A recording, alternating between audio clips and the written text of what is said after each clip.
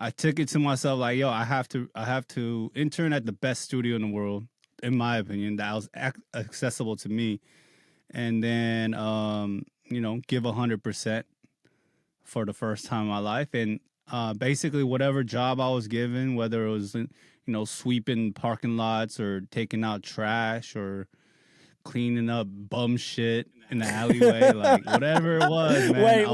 Wait. Best. Is that something that you actually did? Yeah, that's something I had to do.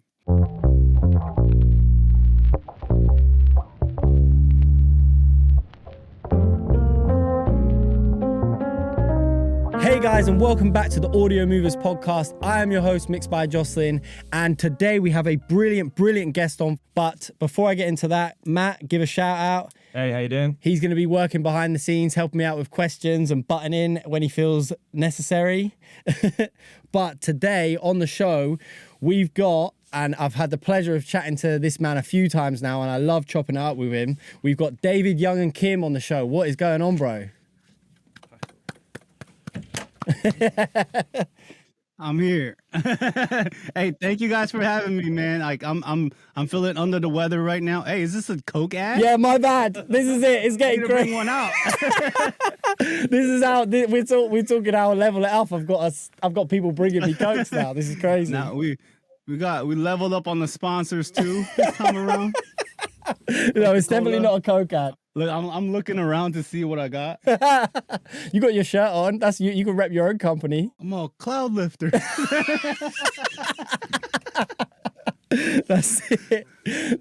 Oh my god, amazing. Nah, but I'm believe it or not, I'm feeling under the weather. I've had strep throat for like a week now, and I've been eating like one meal every 2 days. It's just so hard to eat.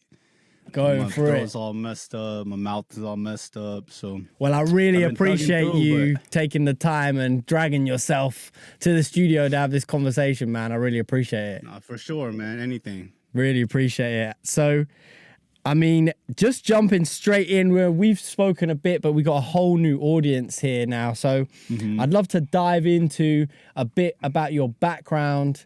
And, I know you've got some brilliant stories of how you sort of like came into the industry and, set your mark and started working at the level that you're working at now. I'd love for you to tell us a little bit about that. My approach, I was a little older when I started working in this industry. So by the time I was an intern here, graduated the engineering school, Musicians Institute. And then when I started interning, I was already 24. So okay. I was older than the other cats that were there. Like, there were interns, there were runners, there were assistants that were younger than me. And I took it as like, okay, this is my last ditch effort. You know what I'm saying? If I don't give it my all this time around, then I might not get another opportunity. And like, it's something where my whole life I wondered if I ever gave 100% to anything. Right. And like 99.9% of the people out there, you probably didn't give 100%. You might have given 95, you might have given 90, but if you really, really dig deep and think about it, you didn't give 100%. So this time around, I wanted to, like leave no doubt. Push yourself beyond. Yeah. Exactly. I wanted to prove to myself, if I give 100%, can I accomplish whatever I want to do? Because that's what people say. And to put it to the test, you have to commit. Yeah. So I took that approach. I got an internship here, and basically... Where is here? I know where is here, but for the audience. Chalice Recording Studio. I have a room here now, but we have, 3 world-class studios in here. Yeah. Everyone from Kanye, Rihanna, Mariah Carey, Travis Scott, Nas, Jay-Z, Beyonce. Everybody's, recorded here. Crazy names. Kendrick, Drake.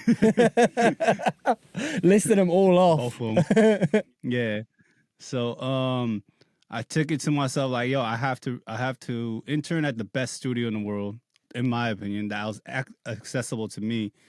And then give 100% for the first time in my life. And basically whatever job I was given, whether it was sweeping parking lots or taking out trash or cleaning up bum shit in the alleyway, like whatever it was, man, I was going to be the best. Is that something that you actually did? Yeah, that's something I had to do. That's crazy. Yeah. And it was basically like, okay, who's going to clean it? That feels like the most LA thing I've ever heard. I'm not going to lie. Pretty much, man. Pretty much.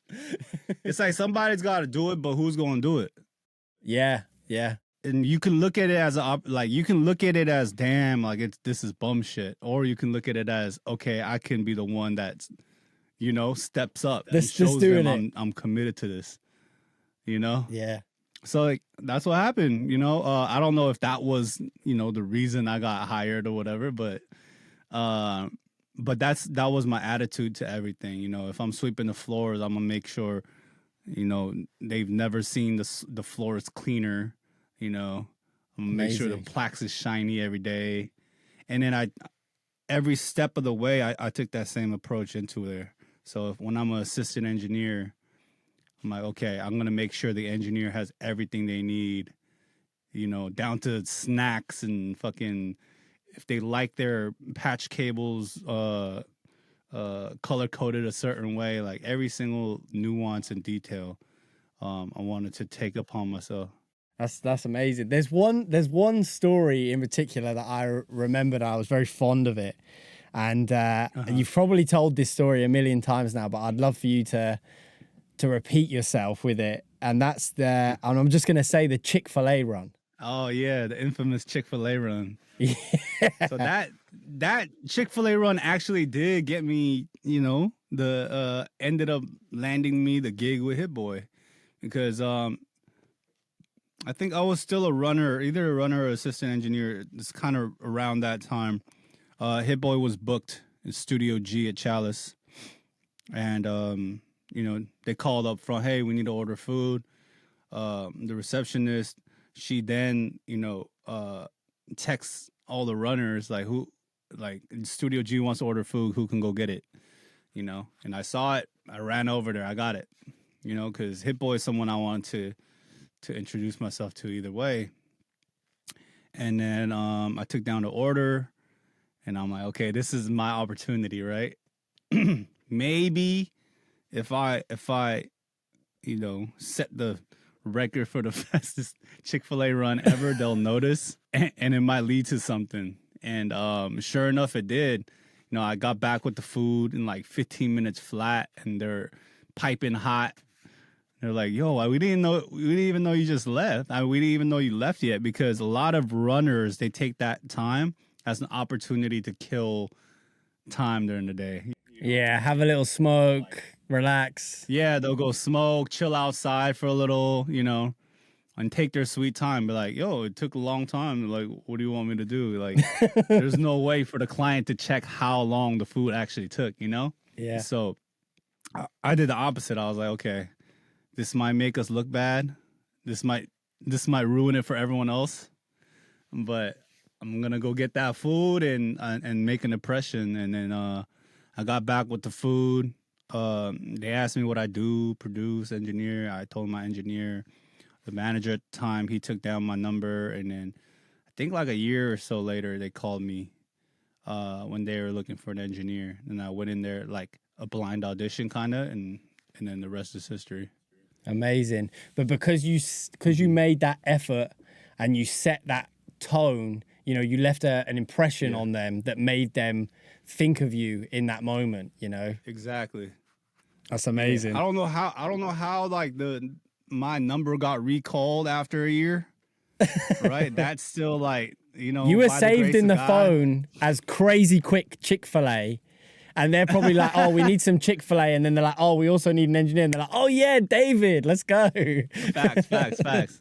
Yeah, that's crazy. I just really wanted you to retell that story for me. It was like, I love it. And I find it super inspiring. And it really does like encapsulate exactly the sort of energy and effort and passion you need to succeed in this industry. Do you know what I mean? Yeah. Coming off a bit of your history and how you started off as a mix engineer. I'd love to hear a little bit about like what you're working on at the moment. So, I think since last year, I've kind of expanded into production, and I'm really trying to make an impact in my home country, South Korea, and to do that, you kind of need a name, right? Yeah, I can go back and be like, okay, I'm the only mix engineer with a Grammy in this country, but still, it's like, what's a mix engineer? What's this? What's that? So my team in Korea, they decided, or they had an idea of making a producer album, right? As a way to get my name more out there, as a way to collaborate with some of the big artists. And a lot of the artists out there, I'm already, on first name basis with. I've already worked with in the past. And it's a small country, bro. So, like, we've all kind of been connected. So the network is there. Can I make this happen? Let's try. Yeah. Right. It started out as like a 3-song EP. Okay, I'm gonna get some of my closest clients and my friends from out there to jump on a couple songs, and then let's make a little splash. But then I went on to DMing all these artists, and they all said yes, and then now we have like 2 projects worth. Amazing. So the first project is gonna come out in September. It's gonna be 7 or 8 songs, and then we have another one coming out next year. Sort of like the introduction is gonna be more hip hop and up tempo. Yeah. And then the follow up is gonna be a little bit softer, more R&B, pop-ish, and Amazing. just basically through this album, I want to tell like my story, and have it be relatable through these artists. Yeah. It's so nice to hear you talk about it now, because I remember the first time we spoke on Mixed Opinions, you had just got back from a trip over there recording, and basically in maybe like the initial steps of creating the project, and now to see it sort of like being finalized and dates being set, and like it's coming out and it's happened, and to see that you've achieved the goals which you were telling me that you were out to achieve is really, really cool to hear. Man, thank you. I can't wait to hear it. That's crazy. That means we probably spoke last June or something. Yeah, it was about a year ago, I think, maybe a little bit less. But yeah, you had just got back. That's wild, man. Yeah, it's nuts how time flies, isn't it? Since then, I've been back like 4 times, I think. Oh, mad. Since that trip, yeah. That's nuts. Yeah, and I'm going back at the end of June. Amazing. 26th. To continue to work on this project. Yep, promo it. It's not, dude. That's the thing I learned about putting out music. Is not just you make the music and then okay. You know what I'm saying? Especially if you have like bigger names on it, you have to promote it the right way. You have to roll it out. You have to market. You have to do so much. And like, I wish that I can just, put this out on, what is it, DistroKid or whatever, and have it be easy. But then it'd be kind of a waste of the network and the names that I have out there, because it wouldn't see the light of day. No, of course and I would not. hate for a good project to just live up there and die in a couple of weeks. Well, it circles back to your attitude to getting the internship at Chalice and putting 110% effort into everything to make sure that you achieve exactly what you need to achieve, and to see this is a new thing for you. So it's like, am I able to do this to full capacity? So yeah, it's crazy. Right. It's almost like a gift and a curse, bro. To have to do everything 100%. It's like sometimes it's exhausting. Yeah. Well, I mean, but it's that you said it right. It's definitely it's a gift and a curse. But I think in some world, ambitious people, maybe we envy people that can just be content with their lives. But it's Right. important to have real pushers out there that will just keep pushing the boat and just push themselves to the limit to really see what it's possible to do especially as a creative. I think it's really important. You obviously with your connection to like Korea being your South Korea being your home country, were you born in Korea and moved over to the States, or? I was born in Seoul, and we immigrated when I was 4 years old. Okay. So it felt like I was born here, Yeah. because like I came in when I was so young, and then there was such a long period of time that I haven't been back. Yeah. And in that time, I kind of like lost my identity, and I, identified as American. I wanted to be American so bad. Right. Right. So like my Korean culture kind of took the backseat, And now you're trying to sort of re-embrace that almost, with this this stretch out to, give your country a platform, and using all of the situations and that you've managed to build for yourself to sort of help and guide that through. Would you say that was true? Yeah, exactly. And I think like I want to make it very clear that I'm not trying to use South Korea's resources by any means. I'm trying to be a resource to South Korea, I think that comes across very strongly with your attitude towards it and just how passionate you are about it all. So that's really cool, man.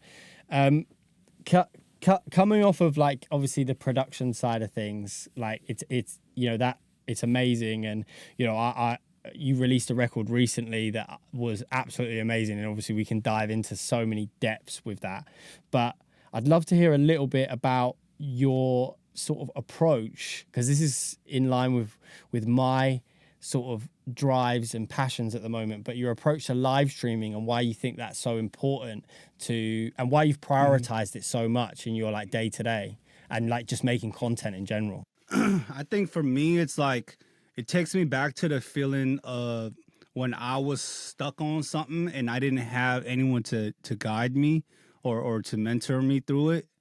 Like when I had an issue, like how can I get my 808s to be as prevalent as some of the songs on the radio and blah blah blah. Man, like, who you gonna ask, bro? You can go on Gear Sluts and then post something, and then some dude that thinks he knows something is gonna reply with a smart ass, comment, and then you're just like, okay, that didn't help me at all.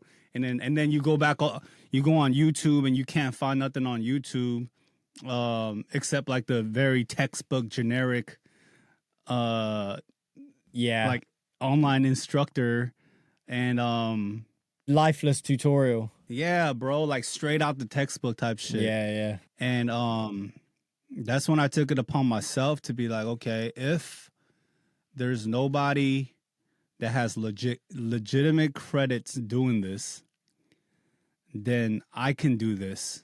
And maybe by me doing this, somebody is going to find an answer, or they'll have a credible source to rely on to help, get their career moving along. And then what ultimately ended up happening, this was unexpected, but like by me doing so, it created a community. And now, like, when I have questions, like, people will have answers. Yeah, of course. Yeah. If I'm like, yo, what are some hot new plugins, or what do you guys do if you have a transient that won't stay tame? Like, and then they're like, yo, do this, Jason does this, and blah, blah, blah. And now I have the ability to reach out to people, and it's not like I'm here to take. Yeah. You know what I mean? Here, I'll give all this, and then sometimes I need something back. Yeah. Is that okay? Yeah, that's dope. That's a way smoother approach, to getting something. And that's one of the benefits of, doing what you've done and adopting the live stream sort of format rather than just like making YouTube videos. Do you know what I mean? And like, because you can adapt on the fly, you can figure out what people are looking for, I don't know how much in depth they want you to be, and get like live feedback from it. And as you said, like you're building like a really nice community. Yeah. I've never really been like hey, this is the curriculum, you know, this is what I want to teach. I'm not teacher material like that, but I'm like, I feel like I'm good buddy material. We can hang out. Yeah. We can talk some shit. If you have a question, we can explore it. If you have a plugin we want to try out, we can try it out, and I'll tell you my honest opinion on it. You know, we have like that whole feedback channel on my Discord where, you know, for 30 minutes we just listen to everybody's mixes, everybody's beats, everybody's whatever they want, you know, to share with the world, and then the whole chat goes and like, oh, this is dope, man. Can you send this to me? Like, hey, how did you do this on there? And it's like, and it lights up everybody's day, you know? Yeah, no, 100%.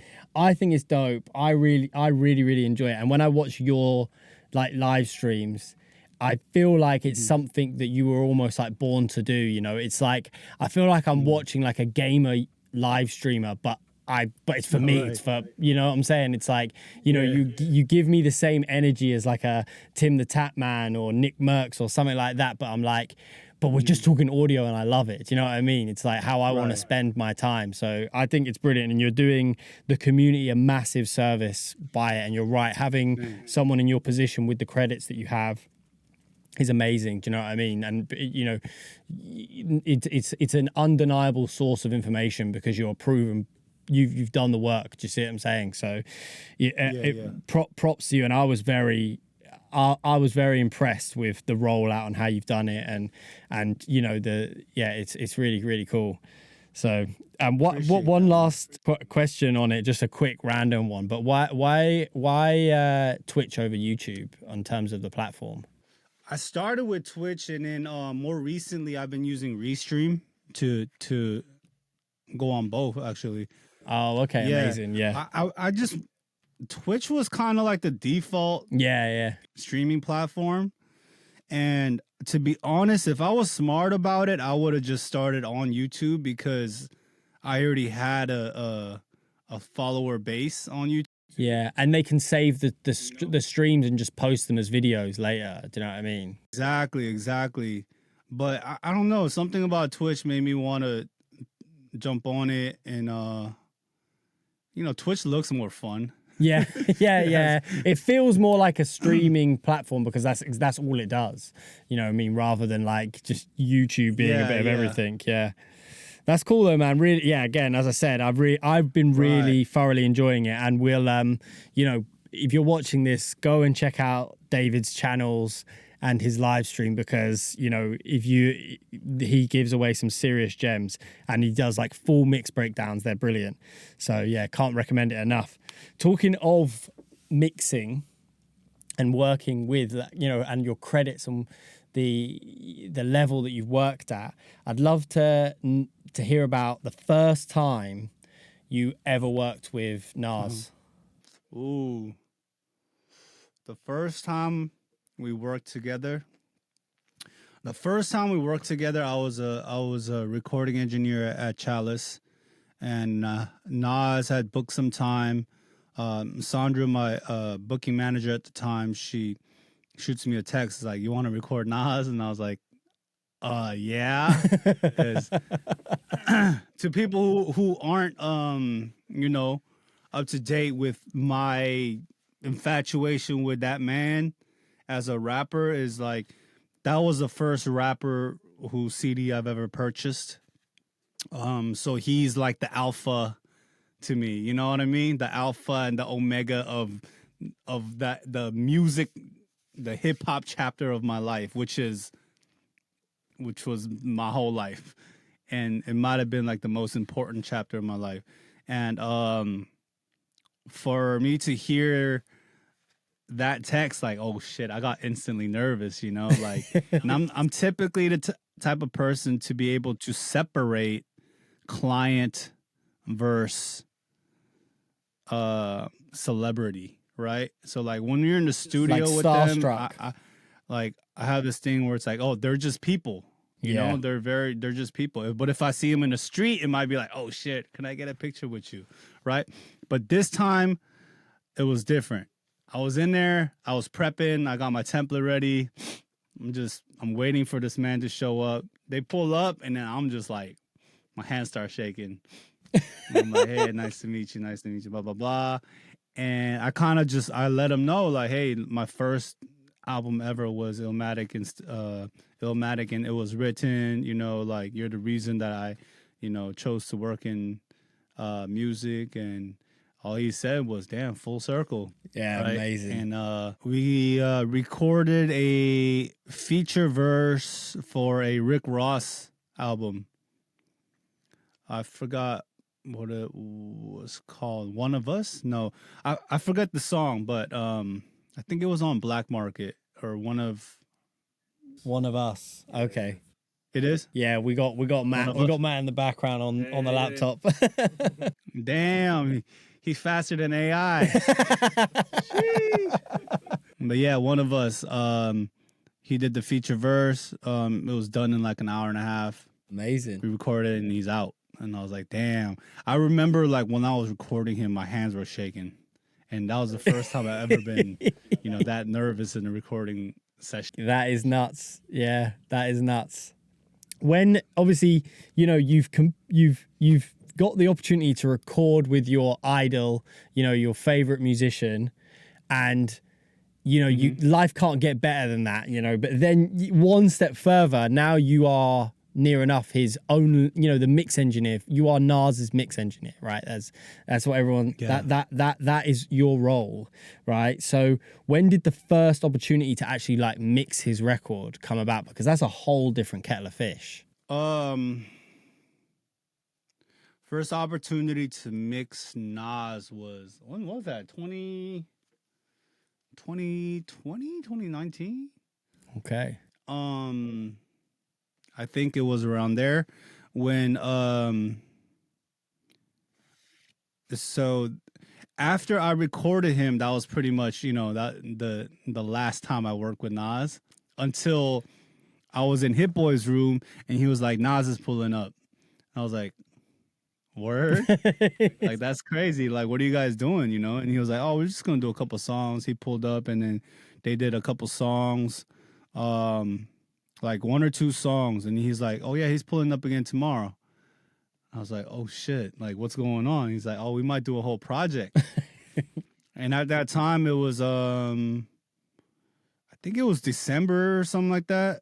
And he was gonna make a project for like the ladies and call it like Valentine's Day or something like that, right? Okay. And to try to put it out in February.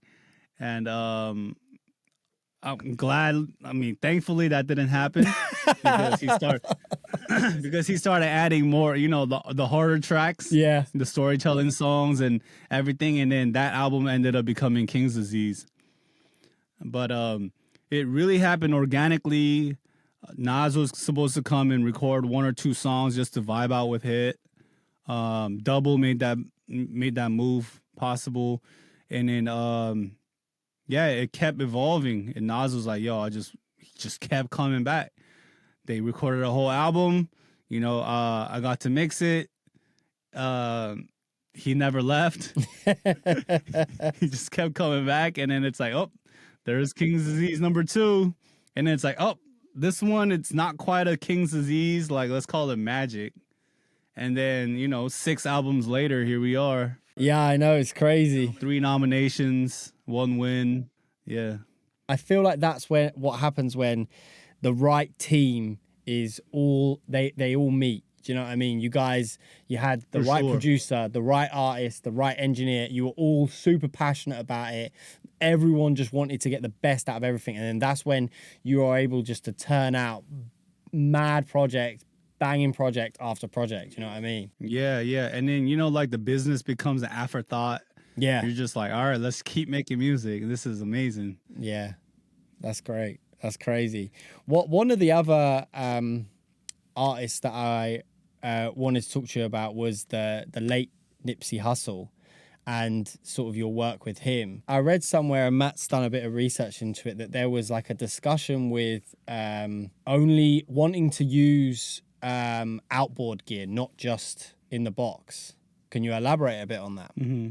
He's, a Victory Lap, the album before he mixed with Ali, and they spread it out on the SSL.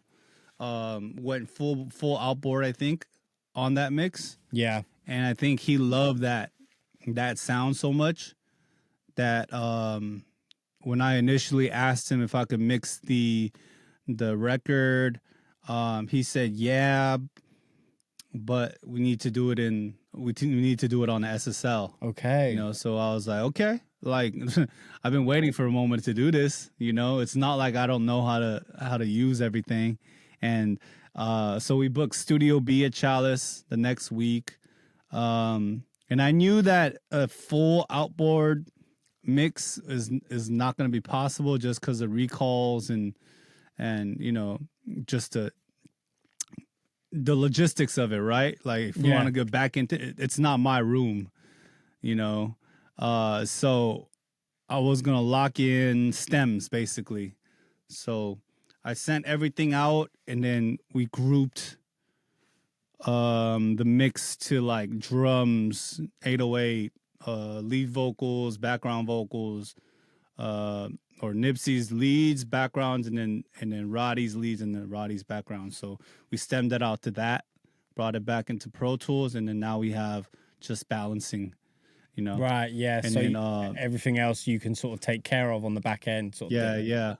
Just capturing that sound and that essence. Exactly. Because we had it. I kind of had it where I wanted it anyways, and I just needed that extra oomph. So we ran I think the kick through like a DBX 160, got a little out of there, ran the 808 through just the channel strip, added some like 50 hertz on that gave it like its openness. Vocals, I added some air through the GML, I believe. It's hard to remember, man. It sounds very reminiscent of like obviously the Dre style of mixing. Yeah. Obviously, it's from working on the previous project with Ali. That's obviously the sound that he was trying to emulate. Do you know what I mean? Was you in like communication with Ali or anyone like that about sort of like achieving that sound, or did you take it upon yourself just to, I'm going to make this happen, in my way? Yeah, the latter. I kind of knew. I listened to Victory Lap so many times. Like I was already a huge Nipsey Hussle fan, which kind of made it easy to know exactly what he wanted. So when he was like, yo, I want the analog sound of Victory Lap, this is what we did with Ali, I was like, okay, yeah, I know exactly what you mean. Amazing, yeah. And that's something that like years of working with like different engineers, producers, artists at the studio, that kind of equipped me to adapt to whatever situation. Yeah, and of course, and obviously you're a master of your craft, and anyone that gets to your level, you will spend the time to learn the history and the techniques and why certain things are used. And so when put with a situation like that, you would hope that it's something that you could easily adapt to, do you know what I mean, and just rise up to the occasion. Yeah, that's amazing. On that topic, like just out of interest, really, like I think I know the answer, but in terms of like your workflow nowadays, what is the setup look like? Do you like to use like a hybrid setup? Are you more out the box? Are you more in the box? I'm super in the box. I mean, I got some outboard gear, it just gets no play, bro. It gets no play. Like I'm pretty much 100% in the box. Like occasionally I'll turn on the Fusion. Yeah, I've heard good things about the Fusion. Just for summing. Yeah. But it doesn't. I'm gonna be honest. Like it never gets no love. Never gets no Fair love. enough. I'm pretty much in the box, 100%. And that's just for the flexibility of things and how fast it all is, and yeah. Especially when you have to turn around these big projects and like the deadlines and stuff, they can be quite sort of intense, can't they? Yeah. And then, you know, I'm not the best with recalls. Uh, so I found myself when I was using, you know, all this outboard gear, like I would mess up a lot. I see. And then that time trying to get the sound back that I created in the previous mix, that time is lost, bro. Like, and it just took up so much of my time. And I'm like, okay, forget it. Like, Yeah. Fusion makes a plugin. The SSL has their own Yeah, I've seen Fusion that, yeah. plugin pack now, and you know, there's a lot of emulations that get pretty close. Of course, I'm not going to say like, you know, you can 100% match any of the outboard gear. The analog sound is just unmatched, but then, you know, you kind of pick and choose, you know, your battles, and I feel like it's close enough. Yeah, of course, yeah. And I mean, whatever works for you. And the most important thing is getting the job done and getting it done efficiently, you know. So, and in the best way for the client. You know, when it cut talking, you say, oh, you're not very good at recalls and stuff like that. If you come across like a situation where you have to do a recall and you want to do a session like remotely, you know, what's your process with that? Say you're working with one of the artists from South Korea or something like that, and you're back in LA, like what's your situation? You know, we'll jump on a FaceTime or we'll jump on a Zoom call, turn on, you know, Audiomovers, listen to, and then they can monitor real time what I'm doing. A lot of times I'll just even show them my screen too, just because some people like to be hands on, and then we'll go through it. And the reason I'm not good with recalls, I was talking about like outboard recalling, because I move from project to project so fast. Like I go back and forth a lot, and then sometimes like, you know, I might make a change and not note it, and then I'll go back to this other song that I'm working on, and then I'll mix it down, and then I'll come back to this song and be like, fuck, damn, like I just completely changed it and I don't know what I did. You know what I'm saying? Yeah. It's the worst feeling in the world. It's like, Yeah. And then you have to listen to like what you did and try to emulate it, like whilst just listening to your previous mix. Nightmare. Yeah. I get bro, that. it's never the same. It's never the same at the end of the day. No, of course not. No, of course not. Well, I mean, that's crazy. But yeah. One of the things I wanted to talk to you about was obviously you got some nice accolades above your head and around you on those walls. What's one of like the standout moments in your career where you were like, oh, okay, cool, like it's different, you know, I've made this and I'm doing the right thing, and yeah, this is kind of crazy. I think the Grammy with Nas, that was the one that kind of cemented it for me. That one gave me like the most validation, the most confidence moving forward. Till then, it was like being an engineer. It's hard to be confident because much of what you do is based on the opinions of the artist or whoever is critiquing the mix. You know what I mean? Like, you can have the best mix ever in your opinion, and then you submit it and they're like, oh yeah, it doesn't sound like the demo. We want it to sound like the demo. You know what I'm saying? Yeah, totally. So it's really hard to like calculate wins and losses and to get confidence in your craft, because it's like, unless you're completely delusional and you're like, oh yeah, my shit is the best no matter what anyone says, it's really hard, because like sometimes you'll do outstanding work and then they'll be like, oh yeah, this is not what we're looking for. You know, like you might kill everybody in a shootout, but it's not the sound that they're looking for. It's so subjective. Yeah. So when it came to that trophy, that particular one was like, yo, we're here. You know, this is my favorite rapper. This is the person that started my journey, that I idolized growing up, who was 0 for 14 at the Grammys until me and Hit Boy showed up, and in the first project we worked on together, we won a Grammy. Yeah, that's amazing. Like, to me, I was like, okay, if this isn't validation, if I can't consider this a win, or if I can't get some value out of this, then something's wrong with me.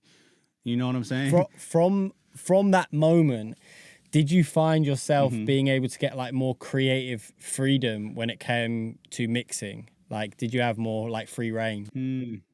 You know what? You probably have a good point, because I didn't really think about that, but yeah, that did give me a certain level of confidence, especially with Nas. Moving forward with Nas and Hit Boy, it's kind of like, okay, everybody did their thing on here. As a mixer, as a producer, as an artist, now it's like any idea we bring to the table is a valid idea because we've showed our value. And yeah, it's definitely inspired me to be like, okay, hey, I'm gonna add this drop. Hey, what if we take out this whole section and replace it with this section, and then see how it sounds, and then hit, and Nas would be like, oh shit, that's hard. And then they'll get inspired by it and try something on their end, and then it keeps building. And then, that's why the instrumentation on King's Disease 2 and King's Disease 3, it just kept progressing. Amazing. And that was a lot of your input.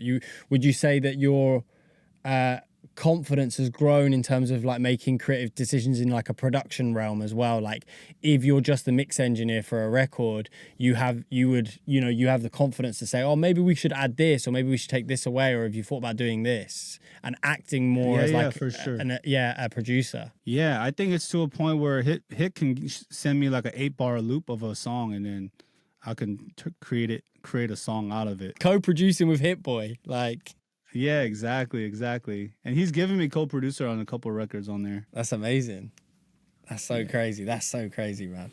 Oh, that's nuts. I mean, so coming on to a little bit of the tech questions, you know the deal. You know, we've been through this before, and you get why people want to know the answers. I'm going to ask you a couple of techie questions now. So at the moment, what's your 3 favorite plugins that you're using? My 3 favorite plugins. I've been really liking the Mix Head. That's a new one. What's that then? I've not heard of that. Yeah, Mix Head by. Hold on. Make Believe Studios. You were faster than AI there. I don't know who was quicker. We had Matt. We had the 2 laptop guys. I had it ready. Yeah, Make Believe Studios makes this plugin called Mixhead. It's pretty new, I think. It's like a tape saturation emulation, and then there's like the Serban Ganea preset on there that I really like. Well, that everybody really likes, but it's nice to have like on your mix bus before like all your limiters. Oh, okay, nice. It adds a lot of like nice, color, clean, perceived loudness. Also, Gold Clip changed the game. Yeah, shout out Suave Digital.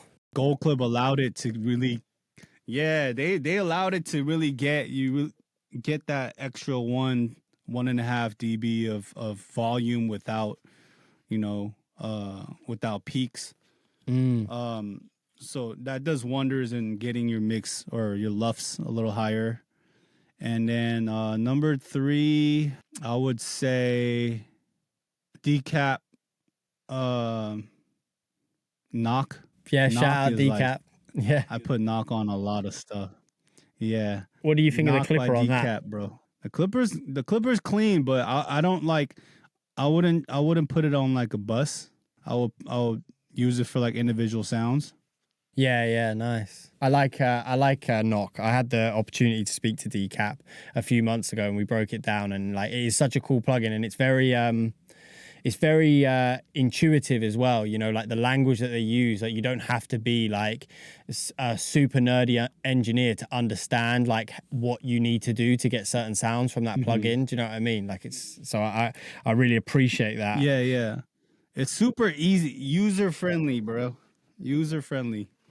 Is he still like the GOAT, Serban, and people like look and see what he's using? Is that those guys are so ninja hush hush about what they're using and what they're doing. So like anytime you get anything with like their name on it, you're like, oh, what is this? You know what I'm saying? Because like they don't really be sharing their sauce like that. Yeah, 100%. Well, all eyes are on whenever they drop, sort of thing.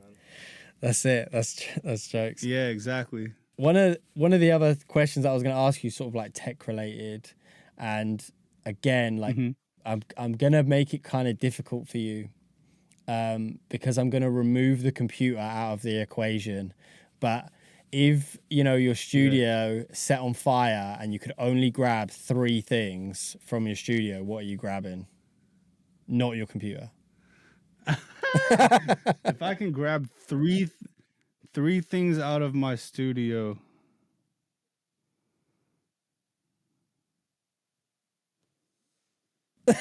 He's struggling. I'm grabbing my Grammy. I'm Yeah, grabbing my straight up. computer. No computer. You said no computer. Oh, no computer. Okay. I'm grabbing the Grammy, and I'm grabbing. I don't know. Everything else can go, man. None of the plaques. Gotta save a couple of plaques. Hey, everything else is replaceable, bro.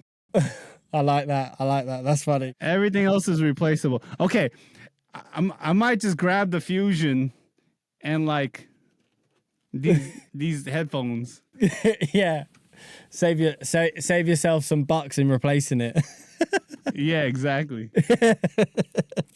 I love that. I love that. Before we start to wrap up, I wanted to ask you a question, and we've been asking this a lot recently, and I think I've asked you this before, but I'm going to ask you again. If you had the opportunity to speak to your younger self, knowing everything that you know now about the industry and your career, what advice would you give him? Like, don't do it. I'm playing. No, I would say, keep doing what you're doing.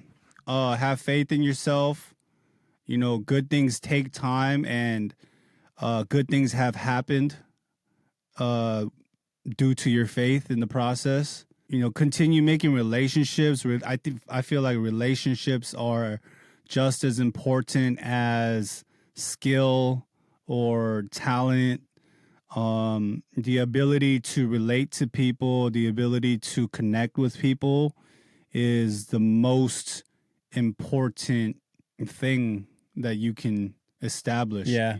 Whether you do music, whatever field you're in, just make sure you connect with people, make sure people can relate to you, and make sure, you stay in tune with the culture. Yeah. Well, you yourself are a living staple of that sort of, embrace on life, when it comes to, just how open you are to having conversations like this with me, doing your live streams, and just, even when I first met you at NAMM, like how open and welcoming you were. You were like the first engineer there that I felt like I had like a genuine conversation with, rather than just like, oh, I love your work sort of thing. Like, it felt real. So that definitely comes across, and, and it shows in your work and everything that you've managed to achieve up until this point. So yeah, really couldn't agree more, and really good words for everyone that's listening. Did you have any questions you wanted to ask David before we wrap up? Yeah, I had kind of a mad sort of like philosophical question, which was like, Yeah. well, it was because it's just interesting, kind of going through the process and how you really like streamlined everything. The fact that you were kind of saying, "Oh, I'll probably save my Grammy, but that's it." Like, that thing of like simplicity. I wonder if that's something that you're kind of conscious of kind of like trying to simplify things. As you're working creatively, are you conscious of trying to strip things back, and how do you sort of see that? Yes. I feel like every layer that you remove makes things easier to understand. Like when you have 3 compressors on one signal or on one track, then you have 3 compressors to consider. You have 3 ratios to think about, 3 thresholds to think about, 3 makeup gains to think about, input gains to think about, and then you add EQs to that. Now when you don't have the sound that you're looking for, your mind goes into a downward spiral. You know what I'm saying? And like me, most like most people, we overthink everything, you know. And if you combine an overthinker with a lot of potential mistakes, that's a really, really disastrous combination, you know. And like in my career, I've come across that so many times where I have 10 plugins on my shit, and I take all of them off and my signal sounds better. I put all of them on and it sounds worse. And now I'm like, oh, which one is it? You know what I mean? And what element in which plugin is it? So like, I just started take everything out. If I get stems, bro, like a lot of my beat stems, I don't even put any plugins on them. Like I might have one EQ or slight compression on them, but like a lot of times, like if a client saw my session, they'll be like, "What the hell? Like I'm paying you for what?" But does it sound good? But does it sound good though? Well, I mean, obviously beats, you know, especially in the kind of music that you work in, like all of those sounds have been processed and resampled and compressed and EQ'd and all this stuff like 100 times before they've even got to you. So, you know, like less is more. But that was a really good question, Matt. So, yeah, props on that. But yeah, honestly. Yeah, that was deep, bro. That was deep. No, I love that. Really, really good. Really good question to wrap it up on. Before we go, is there any sort of anything you want to use this opportunity to promote or talk about? You know, just stay tuned and keep supporting, you know, the album. I put out 2 songs already, and we plan on putting like 3 singles out before September, and then be on the lookout for the album, and yeah, that's it, man. Amazing. Well, thank you so much for coming on again. Make sure you check out all of David's channels and his music and everything that he's working on. Super inspirational guy, and he has all of the gems to help you with your mixing and everything else you want to learn when it comes to being a studio nerd like us. You guys have been listening to the Audio Movers podcast. I'm your host, Mixed by Jocelyn. Thank you, David, for coming on. Thank you, Matt. And we will catch you guys in the next one. Safe. Yes, sir. Peace.